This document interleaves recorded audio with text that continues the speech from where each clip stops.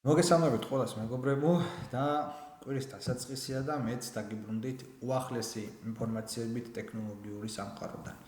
და დღეს გაგაცნობთ იმ მნიშვნელოვან და საინტერესო სიახლეებს, რომლის ცოდნაც, რა თქმა უნდა, აუცილებელია. პირველი დავიწყოთ იმით, რომ YouTube ტესტავს პროექტს, რომელსაც ჰქვია ურეკლამო ვიდეოების გაზიარება. ანუ თუ თქვენ ხართ YouTube პრემიუმის გამომწერი $14 თვეში და თქვენ შეგიძლიათ თქვენს მეგობრებს, თქვენს ახლობლებს, ოჯახის წევრებს და ასე შემდეგ გაუზიაროთ ასევე ვიდეო ურეკლამოთ. ან მათ შეუძლიათ ნახონ ურეკლამოთ ვიდეო, მნიშვნელობა არ აქვს, იქნება ის გამომწერი თუ არ იქნება გამომწერი. ტესტება ეს ამერიკის შეერთებულ შტატებში ახლა და რამდენიმე ქვეყანაში კიდე, მაგრამ აქ გვაქვს ერთი ნიუანსი. ლიმიტირებული არის ეს ყველაფერი და თვეში სულ რაღაც 10 ვიდეოს გაზიარების შესაძლებლობას გვაძლევს. Google-ის შესაბამისი დეპარტამენტის განცხადებით ეს მხოლოდ და მხოლოდ არის საცდელი ვერსია, თუმცა თუ ამ პროექტმა გაამართლა და ხარვეზები, რომელიც Google-ს აქვს, გამოსწორდა, რასაკვირველია, ამ შემთხვევაში უკვე გვექნება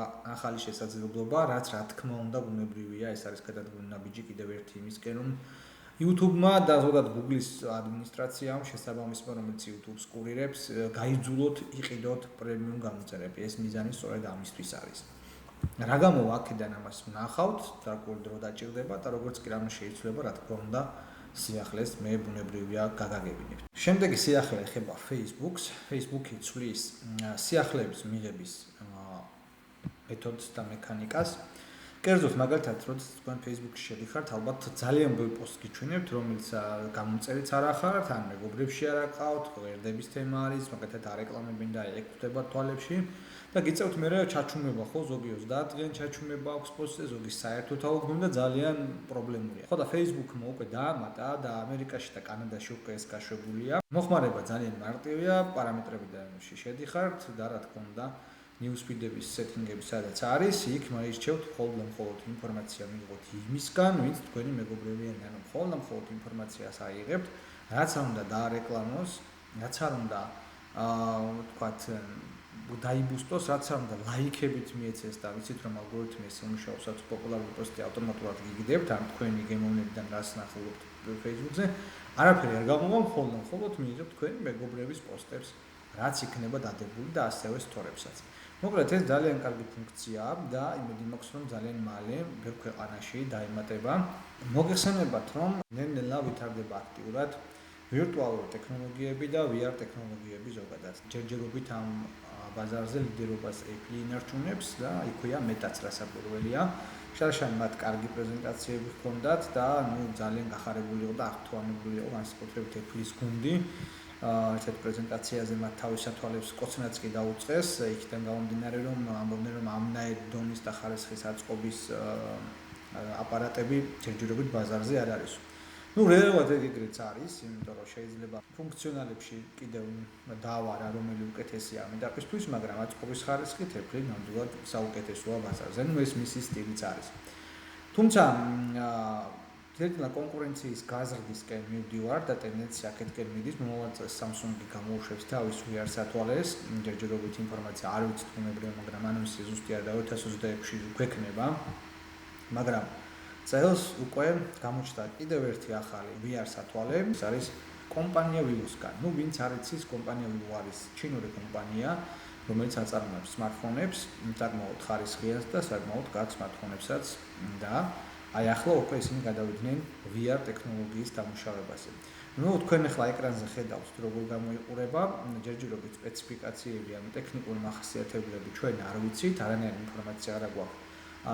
Vivo-სთან დაკავშირებით ერთადერთი რაც გაავრცელეს ეს არის დიზაინი. Vivo ამბობს რომ წლის ბოლოსთვის სადღაც უკვე ეს სათვალე უნდა გამოვიდეს წარმოებაში და ვნახოთ და ეს დაემთხვევა smartphone-ების ახალი თაობის გამოშვებას თუ გადაიდება და მომავალ წლისთვის წარდგება. მოკლედ დაველოდოთ სიახლეებს, დაველოდოთ რას შემოგთავაზებს, ეს კარგია და წინ გადადგმული ნაბიჯია კონკურენციის მხრივ, რა თქმა უნდა, მოგესალმებათ რომ VR ტექნოლოგიით და ზოგადად ეს სათვალეები და ტექნოლოგიები ჯერჯერობით ძვირია და ხელმისაწვდომელია ბევრი მოხმარებლისთვის. თუმცა როგორც ჩანს, აქაც smartphone-ების თემა ხდება და ვიზრდება ნორმალა კონკურენცია.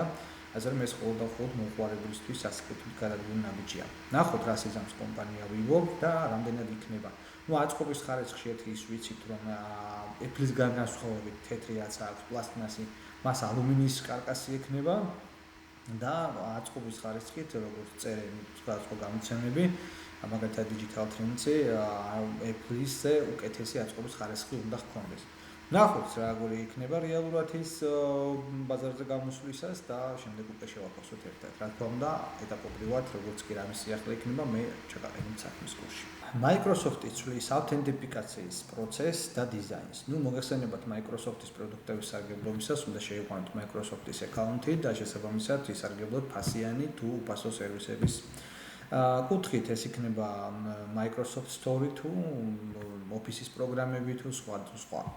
ნუ დიზაინს თქვენ ახლა ეკრანზე ხედავთ, მაგრამ ნათდება და ასეთი ფორმა ექნება. თუმცა აქ თავად დიზაინის შეცვლა არ არის. Microsoft-ი ასევე ცდილობს შეცვალოს შესვლის პროცესიც, ანუ პაროლის გარეშე შესვლაზე მუშაობს.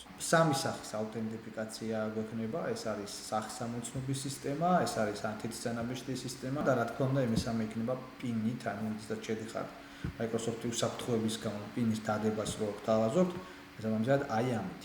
ამაზე მუშაობა აქტიურად მიმდინარეობს და მალე Microsoft-ი უკვე ამოდანერგვას დაიწყებს. ვერც ვერაულებთ თამაშების თემას და გეტყვით, რომ უკვე Mac-ის მომხმარებლებს შესაძლებლობა გააქვთ ითამაშოთ ახლად გამოსული თამაში Assassin's Creed Shadow. ეს თამაში Ubisoft-ს ეკუთვნის, იცით რომ Assassin-ების სერია Ubisoft-ის არის, თავიდან ძალიან წარმატებული იყო, შემდეგ ძალიან დიდი ჩავარდნები ჰქონდა და ნუ გააკეთეს ბოლო იაპონურ თემატიკაზე, საკმაოდ კარგი თამაში გამოუვიდათ საბოლოო ჯამში. იმიტომ რომ წინა სხვა ნაწილებისგან განსხვავებით, მე რაც ვნახე გეიმპლეი ამ შემთხვევაში, ბევრად უფრო უკეთესია, მექანიკიდან დაწყებული, ყველაფერი შეცვლილია და საკმაოდ დიდი თამაშიც არის.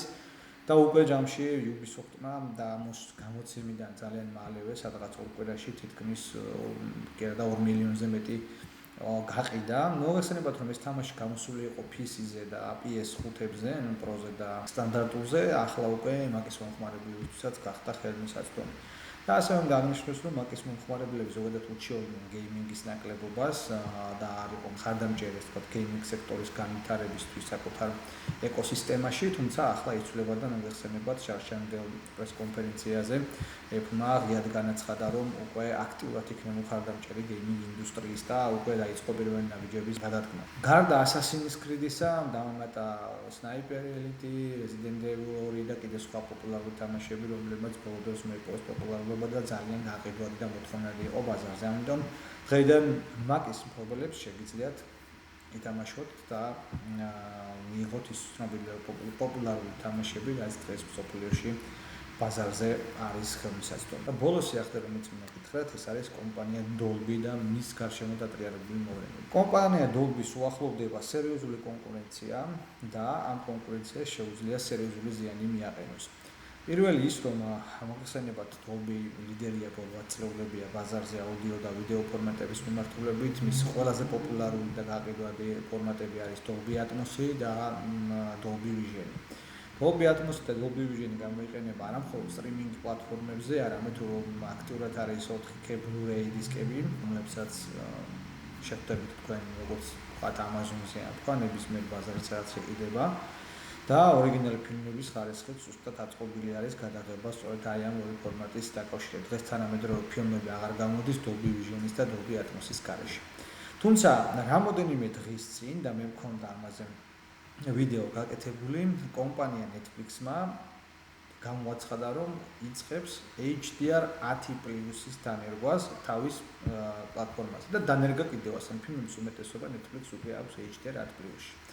ახლა რა განსხვავებაა ამ ორ ფორმატს შორის? მოგეხსენებათ რომ კომპანია Dolby ნებისმიერ პროდუქტს რასაც უშვებს ლიცენზირებულია და საუნდბარის წარმოებელი იქნება თუ ტელევიზორის წარმოებელი, რომელმაც ეს ორი ფორმატი უნდა დანერგონ, კომპანია Dolby-ს ლიცენზიის აღებაში თანხა უნდა გადაუხადოს.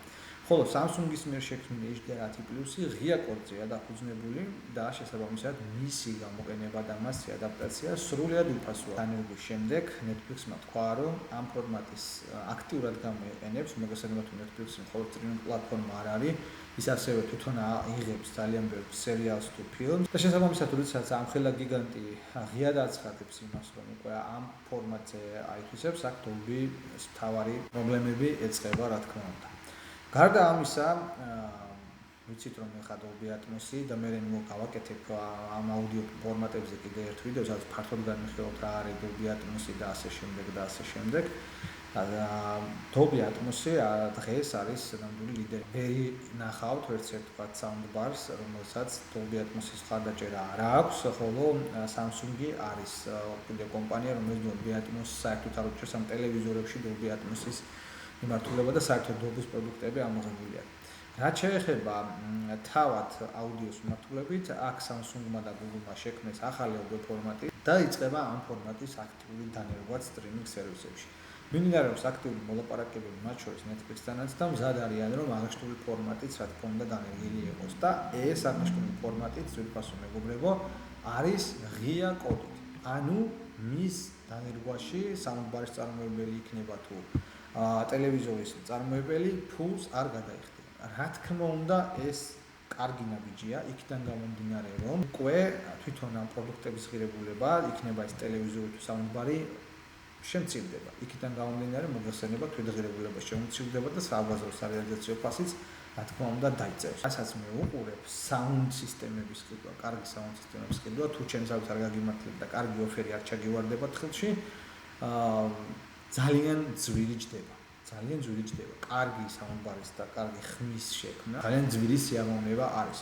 და დღეს ყველას არ აქვს შესაძლებლობა რომ ის სიამოვნოს როგორც კარგი ტელევიზორი ქონდეს ამ მიმართულებით, ასევე კარგი აუდიო აპარატურა, რომ განსაკუთრებით ფილმების მოყვარულებთან გვაქვს საქმე ამ შემთხვევაში.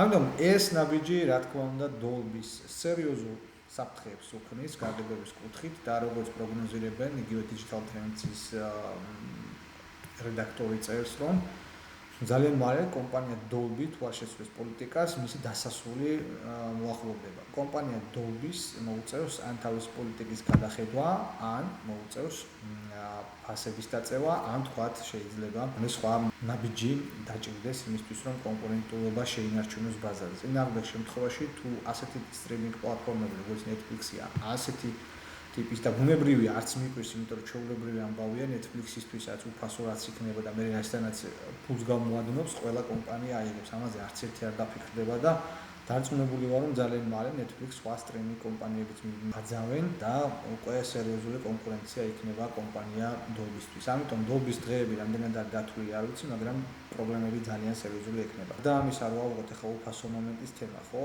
უმეტეს როდესაც ტექნიკური შესაძლებლობების თვალსაზრისით იგივეს გაძლევს, რასაც ჩვენ Dolby-ის ფულს ვხდი, ბუნებრივია ცალსახად ყველა კინოს ნებისმიერი მწარმოებელი ყველა შემთხვევაში აუცილებლად გადავა ამ ფორმატზე და ეჭვიც არ შემეპარება რომ მომავალში ამ ფორმატში კონტენტი კიდევ უფრო და უფრო მეტ წარმოვიდეს. ეს ასე იქნება. რა თქმა უნდა, ეს ახლა ისე არ უნდა გავიგოთ, რომ კომპანია Dolby რამდენიმე წელში მოკვდება და არავის აღარ დაჭირდება Vision-ი, აღარ დაჭირდება Atmos-ი და ასე შემდეგ და ასე. ეს ასე არ იქნება.